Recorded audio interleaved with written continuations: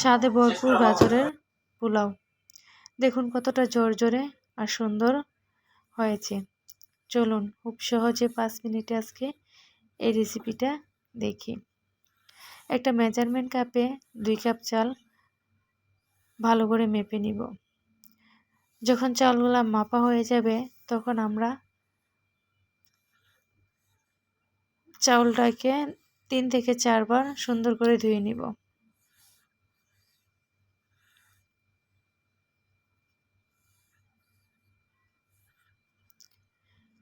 চালটা যখন ভালো করে ধোয়া হয়ে যাবে তখন আমরা চালটাকে একটা ছাঁকনিতে ছেঁকে নিব।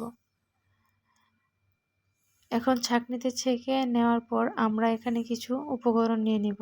1 কাপ গাজর কুচি, কিছু পেঁয়াজ বেরেস্তা আর সাথে কাঁচামরিচ, তেজপাতা, এলাচ।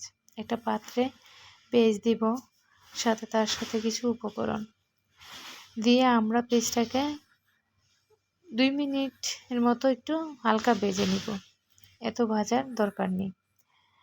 এখন আমাদের চাল, 1 কাপ গাজর আর স্বাদ মতো লবণ, এগুলো দিয়ে আমরা একটু চালটার সাথে মিশিয়ে নিব। আর 2 কাপ চালের জন্য আমরা 4 কাপ পানি দিব, তাহলে আমাদের পোলাওটা পারফেক্ট এবং ঝরঝরা হবে। এখন পানি, চাল সবগুলো মিশিয়ে নিয়ে তার সাথে আমাদের 1 কাপ আদা বাটা আমরা অ্যাড করব।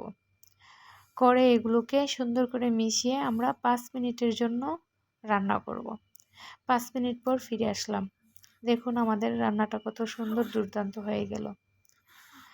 এখন পোলাওটাকে আমরা উল্টিয়ে সুন্দর করে নিয়েছি।